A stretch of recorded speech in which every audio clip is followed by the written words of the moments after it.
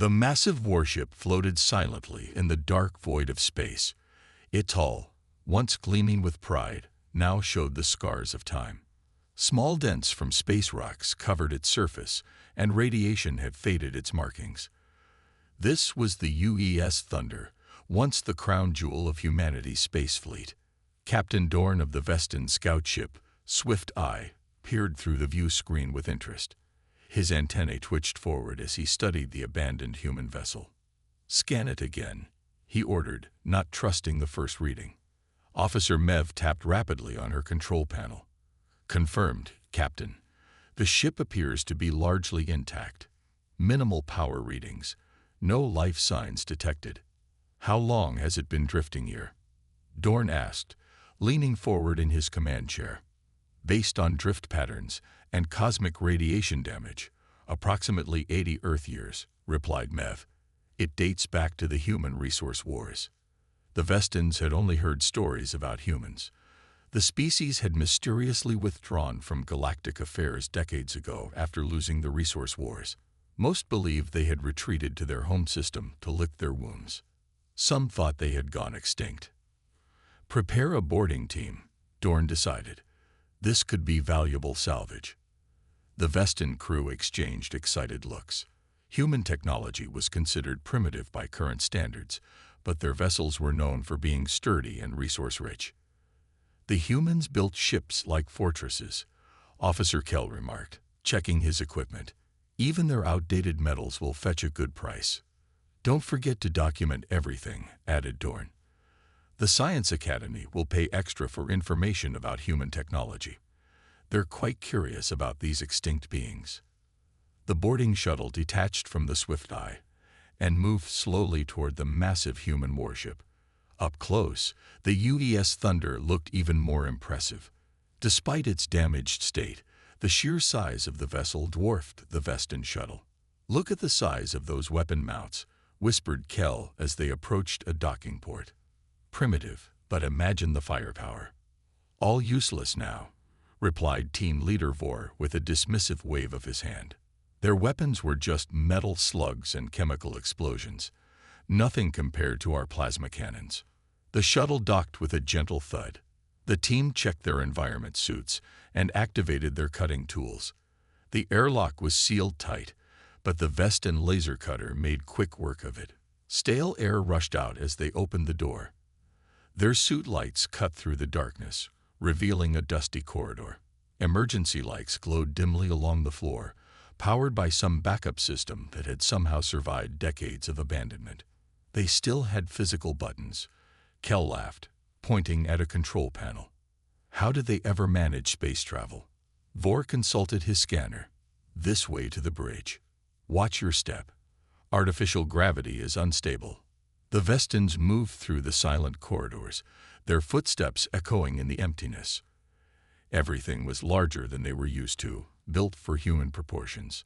Occasionally, they passed rooms with old equipment still bolted to the floors and walls. "Look at these computer terminals," said Kell, running a finger through the dust on a screen. They used physical interfaces for everything. As they reached the central part of the ship, Vor's scanner began to pick up something unexpected. "I'm detecting a power source," he said, frowning at his device. "It's faint, but steady." "Impossible," replied Kell. "Nothing could still be running after all this time." "Nevertheless, something is," Vor insisted. "And there's more. I'm picking up very faint life signs. Could be small animals that found their way aboard." What they didn't know was that deep within the ship, behind sealed doors and powered-down systems, a small human team was very much aware of their arrival. Captain Marcus Reynolds watched the alien intruders on a security monitor and smiled slightly. "Right on schedule," he whispered to his team. "Let them look around. Let them laugh at our primitive technology." His second-in-command nodded silently. "Soon," Reynolds continued, "they'll learn what the Thunder can really do." Captain Marcus Reynolds watched the alien boarding party from the shadows. His team of 6 humans remained hidden in a sealed compartment that the ship's systems reported as damaged and inaccessible. Through hidden cameras, they tracked the Vestins' movements throughout the thunder. "They're heading toward the engine room," whispered Lisa, Reynolds' chief engineer. Her fingers moved across a tablet showing the ship's layout. Small dots of light represented the moving aliens. "Good. Let them see what we want them to see," Reynolds replied. His face, weathered from years in space, remained calm despite the tension. The plan had been in motion for months. Find the thunder, restore its critical systems in secret, then wait. The Vestins had arrived exactly as intelligence had predicted. Now came the dangerous part. "Time to introduce ourselves," Reynolds said, standing up. "Remember your roles. We're just researchers studying old human technology. Nothing more." His team nodded. They all understood the mission's importance. If they failed, humanity might never get another chance. The Vestins were examining the main reactor when Reynolds and two of his team members walked in with hands raised. The aliens spun around, weapons drawn. "Don't shoot. We're unarmed," Reynolds called out, trying to look surprised and frightened. The alien leader, Vor, stepped forward. His purple skin glistened under the emergency lights. "Humans. Here." His translator crackled as it converted his clicks and whistles to English. "Yes," Reynolds answered. "We're archaeologists studying our ancestors' technology. This ship is an important historical artifact." Vor's compound eyes narrowed. "You've been hiding on this dead ship." "Not hiding," Reynolds corrected carefully. "Working. The thunder represents the peak of human engineering before our people retreated from galactic affairs. We're documenting everything before it's lost forever." The other Vestins had lowered their weapons but continued scanning the room with curious eyes. One of them laughed, a strange chirping sound. "This is peak human technology," the alien asked, tapping a control panel with his three-fingered hand. "These systems are so basic that even our children's toys have more computing power." Reynolds forced himself to smile. "That's why it's historically important, to understand how far we've come." Vor gestured for his team to continue their exploration. "You may continue your research while I contact my captain. Where are the rest of your people?" "There are 4 more of us," Reynolds admitted. "They're in our living quarters." Within an hour, the Vestin captain himself had arrived. Captain Dorn was taller than the others, with darker purple skin and an air of authority. He studied Reynolds with obvious suspicion. "Your presence is unexpected," Dorn said. "Humans have not been seen beyond their home system in decades. A few of us still venture out for scientific purposes," Reynolds explained. "With proper permits from the Galactic Council, of course." "Permits I would like to see," Dorn replied coldly. Reynolds produced the documents, real ones, obtained through complicated diplomatic channels. Dorn examined them with obvious disappointment. "These appear legitimate," the alien captain admitted. "However, this vessel has now been claimed by the Vestin Confederacy under salvage rights. Your permits to study it are now void." "But our research," Reynolds began to protest, "is of no concern to me," Dorn interrupted. "You have 48 hours to gather your belongings and research materials. My crew will transport you to the nearest human outpost." As the aliens moved away to continue their inspection, Reynolds exchanged glances with his team. This was exactly what they had expected. Later, when they were alone in their quarters, Lisa asked the question on everyone's mind. "Will 48 hours be enough?" Reynolds nodded. "The final systems are already charging. They're so focused on what they can see, they haven't noticed what's happening below their feet."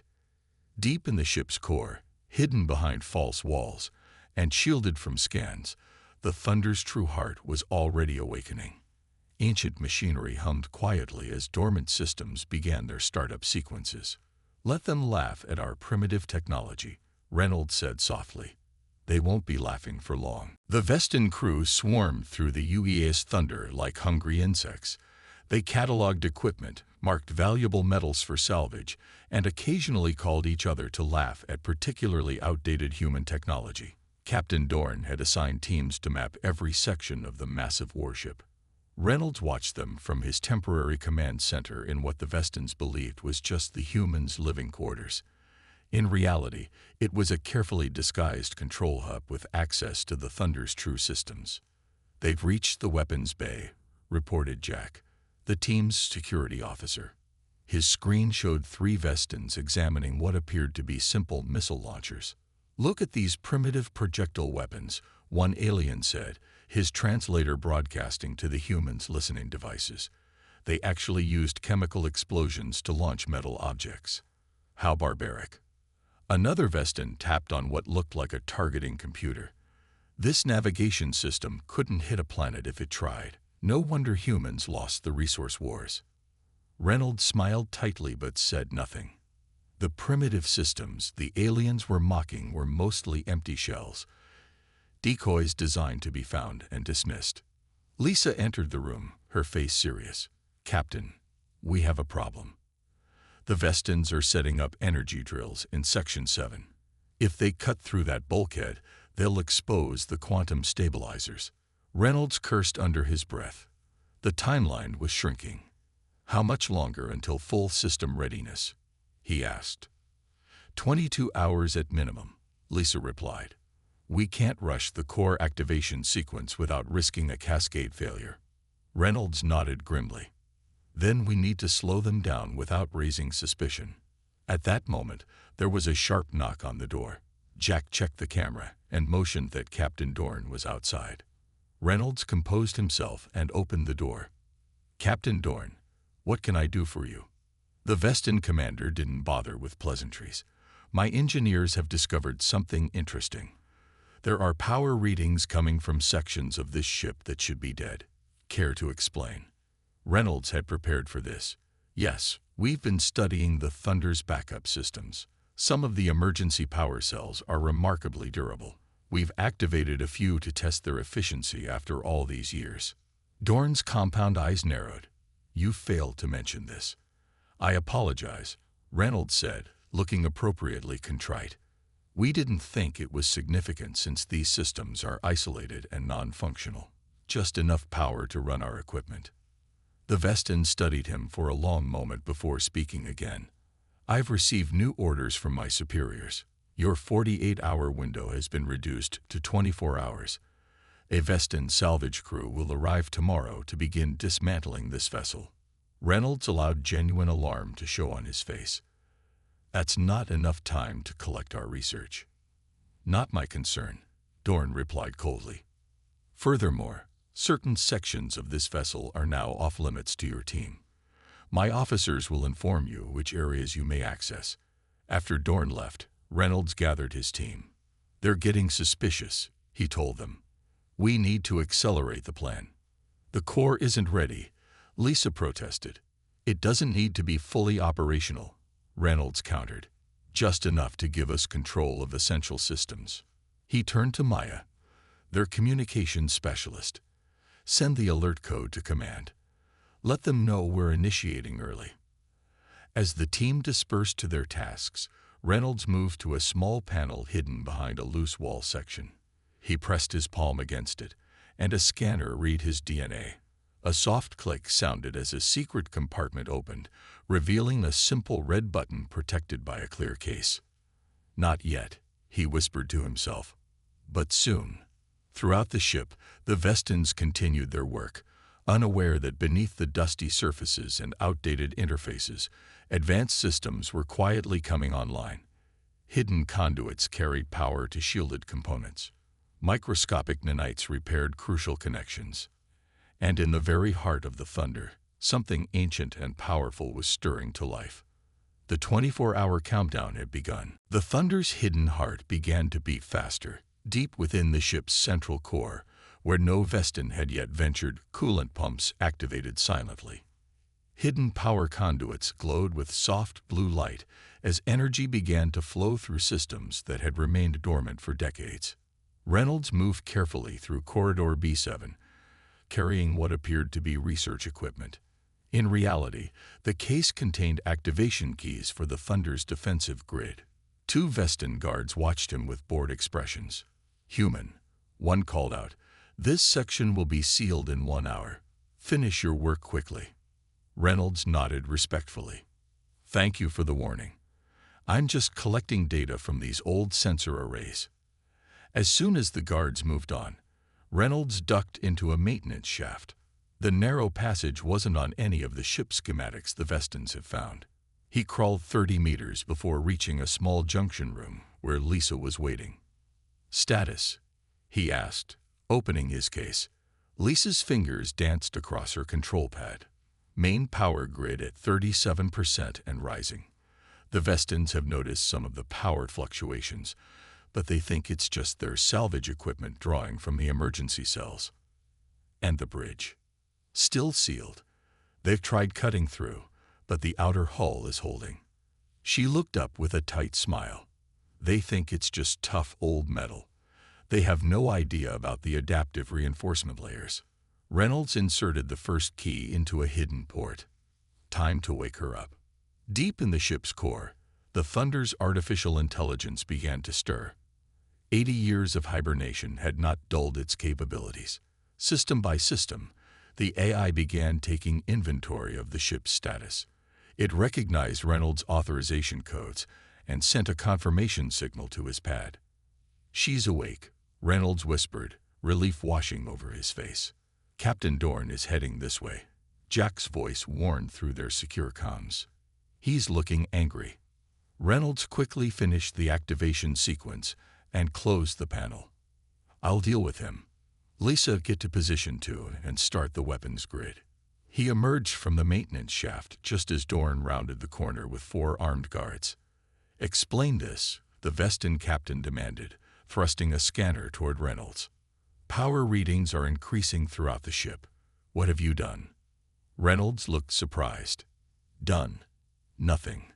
We're just gathering our research as ordered." "Do not lie to me," Dorn hissed. "My engineers report that systems are activating across multiple decks.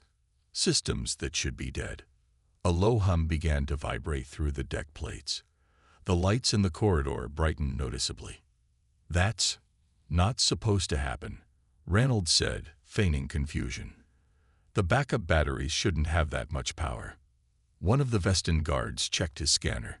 "Captain, energy readings are spiking. Something is happening in the central core." Dorn's antennae flattened against his head. "Secure the humans. All of them." The guards moved toward Reynolds, but at that moment, the ship-wide communication system crackled to life. A calm, feminine voice spoke clearly. "Systems online. Primary power restored. Defensive protocols engage." The Vestans froze, looking around in confusion. "What is this?" Dorn demanded. Reynolds allowed himself a small smile. "That would be the Thunder, Captain. She's waking up." Throughout the ship, hidden panels slid open, revealing new interfaces and controls.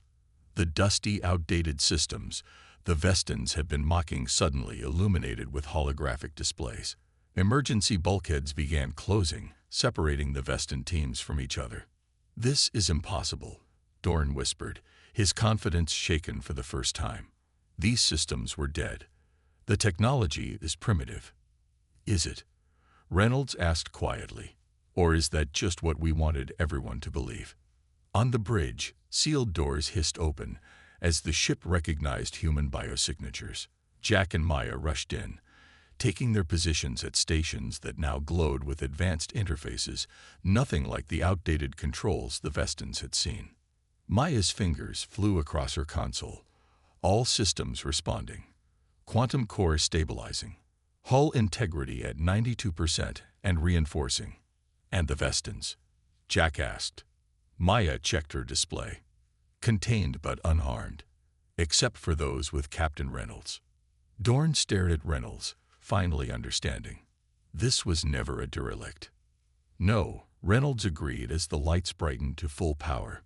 It wasn't. The Thunder shuddered as ancient engines rumbled to life.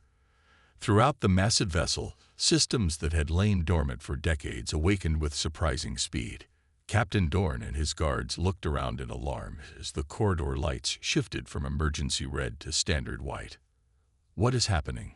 Dorn demanded, his translator struggling to convey his mix of anger and fear. Reynolds stood calmly, no longer pretending. The UES Thunder is returning to active duty, Captain. I suggest you order your people to remain calm and follow my instructions. A smooth female voice came over the ship's communication system. All sections secure. Vestin life signs detected in compartments 7 through 23. Awaiting instructions. That's Aurora, the ship's eye, Reynolds explained. Don't worry, she won't harm your people unless they try something foolish. Dorn's antennae quivered with rage. This is a violation of salvage law. You tricked us. Actually, Reynolds countered, salvage law only applies to abandoned vessels. The Thunder was never abandoned. She was waiting. In the engine room, 3 Vestin engineers watched in shock as panels they had dismissed as decorative slid open to reveal advanced controls. The dusty, primitive-looking reactor they had been mocking disappeared into the floor, replaced by a gleaming core of swirling energy contained in a transparent cylinder. "What is that?" whispered one engineer. "Nothing our science says should exist," answered another, backing away slowly. On the bridge, Maya and Jack worked quickly at their stations, bringing the Thunder systems to full readiness. The main view screen activated, showing the Vestin scout ship still docked to their hull. "Their captain is trying to contact their vessel," Maya reported. "I blocked the transmission." Jack nodded. "Weapons grid online. Defense shields at 80% and climbing. Don't initiate any offensive measures." Reynolds' voice came through their comms. "I'm bringing Captain Dorn to the bridge. Prepare for demonstration protocol Alpha." Reynolds led Dorn and his guards through corridors that were transforming before their eyes. Wall panels reconfigured, revealing equipment that made the Vestin captain's compound eyes widen with each new sight. "Impossible," Dorn muttered. "Your species never demonstrated this level of technology." "That was the point," Reynolds replied. "After the resource wars, humanity made a strategic decision. Instead of fighting a losing battle with outdated technology, we appeared to retreat. Meanwhile, our best ships went into hiding, undergoing secret upgrades. They reached the bridge, where the transformation was most complete. Gone were the primitive button controls and basic display screens. In their place stood holographic interfaces and seamless control surfaces that responded to touch, gesture, and thought. Dorn stared at the central display, showing his scout ship. "What do you intend to do?" Reynolds gestured toward a command chair that rose from the deck. "I intend to demonstrate why it was a mistake to dismiss human technology as obsolete." He sat down, and the chair's systems connected to his neural implants. "Aurora, show our guests what the Thunder can really do." The ship hummed as previously hidden weapons ports opened along the hull. Not the simple missile tubes the Vestins had laughed at, but advanced energy projectors that glowed with contained power. "My crew?" Dorn asked, his voice quieter now. "They're safe," Reynolds assured him. "Aurora has sealed them in comfortable quarters. They haven't been harmed." Outside the ship, the space around the Thunder began to distort slightly as advanced field generators activated. The effect was subtle but impossible by the standards of technology known to the Vestins. "This is a gravity manipulation field," Reynolds explained. "Technology your scientists consider theoretical. We mastered it 40 years ago." Dorn's confidence had completely evaporated. "What are you?" "We're exactly what we've always been," Reynolds answered. "Humans. We just decided that sometimes appearing weak is the best way to grow strong without interference." The Thunder's main engines ignited, the energy signature unlike anything in the Vestin database. The massive ship began to move, pulling away from its hiding place among the asteroids where it had waited so patiently. Reynolds looked at the alien captain with steady eyes. "The question now, Captain Dorn, is what happens next. That depends largely on you." The Thunder moved smoothly through space, its massive form now fully awakened. On the bridge, Captain Dorn watched with a mixture of fear and awe as his scout ship, the Swift Eye, was gently pulled alongside by invisible forces. "Gravity tethers engage," reported Lisa from her engineering station. Their ship is secure. Reynolds nodded, then turned to the Vestin captain. Your crew is unharmed. We'll release them to their vessel shortly. And then, Dorn asked, his voice low and wary. That depends on what you do next, Reynolds replied. He gestured to Maya. Open a channel to their ship. The main screen flickered, showing the Swift Eyes bridge. The Vestin crew looked relieved to see their captain alive, but their expressions changed to alarm when they noticed the transformed human bridge behind him. This is Captain Reynolds of the United Earth ship Thunder, Reynolds announced. Your boarding party accessed this vessel without proper authorization. Under normal circumstances, this would be considered an act of war. The Vestins on screen chittered nervously. However, Reynolds continued, we understand you believe this vessel to be abandoned. Therefore, we will release your captain and crew without further incident. One of the Vestins on the Swift Eye, wearing command insignia, stepped forward. I am First Officer Trell. Our scans showed minimal power and no life signs. We claimed salvage rights according to galactic law. Your scans showed what we wanted them to show, Reynolds explained. The Thunder was designed to appear dormant when necessary. To demonstrate his point, Reynolds nodded to Jack, who activated a sequence on his console. Outside, the Thunder's exterior began to change. The scared, aged appearance of the hull plates seemed to melt away, revealing a smooth, dark surface beneath. Adaptive camouflage, Reynolds explained as Dorn's antennae twitched in shock. The damage you observed was merely a projection. First Officer Trell leaned forward on the screen. What do you want from us? To deliver a message, Reynolds replied. Humanity didn't retreat after the resource wars. We evolved. With another signal, the main screen split to show a tactical display of the surrounding space. Suddenly, 6 more ships appeared on the sensors, decloaking around them in a perfect formation. More hidden vessels, Dorn whispered. The Thunder wasn't alone, Reynolds confirmed. These are her sister ships. Together, they form the vanguard of humanity's new fleet. On screen, the Vestin officer's color paled noticeably. We meant no aggression toward humanity. We believed your species had withdrawn from galactic affairs. And now you know differently, Reynolds said. Return to your people with our message. The borders of human space are now established. This system marks our outer boundary. Respect it, and we will have peace. To emphasize his point, Reynolds motioned to Jack again. The Thunder's main weapon system charged, creating a visible energy field around one of the forward projectors. With precise calculation, the ship fired a single pulse that passed harmlessly between the Swift Eye and one of its escort vessels. The energy beam continued for several seconds before dissipating. It had traveled much farther than any weapon the Vestins had ever witnessed. That was at 5% power, Reynolds noted calmly. The Thunder carries 12 such weapons. Captain Dorn found his voice again. You could have destroyed us at any time. But we didn't, Reynolds replied. Because humanity doesn't want war, Captain. We want respect, and to be left in peace to develop our own path. Dorn studied the human captain's face. You hid all this technology. Why reveal it now? Reynolds smiled slightly. Because sometimes, to prevent a war, you must demonstrate why starting one would be a terrible mistake. The Thunder's internal systems hummed as bulkheads unsealed, releasing the contained Vestin crew members. They were escorted to the docking bay by Jack's security team. Your people are returning to your ship, Reynolds told Dorn. You're free to go with a warning. The next vessel that attempts to salvage a human relic may not receive such gentle treatment. Dorn nodded slowly, finally understanding.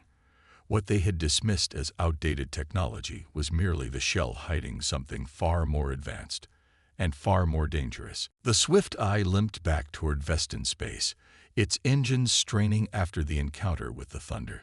Captain Dorn sat silently in his command chair, watching the stars streak by. His mind kept replaying the events of the past day, how quickly everything had changed. Sir, called out Officer Mev from her station, we're receiving a priority transmission from High Command. They want a full report immediately. Dorn nodded slowly. Send them everything we recorded. Every scan, every image, every moment. The crew exchanged nervous glances. They knew what this meant. Their discovery would shake the foundations of Vestan military doctrine. 3 days later, in the Grand Chamber of the Vestan High Command, 7 military leaders sat in stunned silence. The holographic display in the center of the room showed the Thunder in all its awakened glory.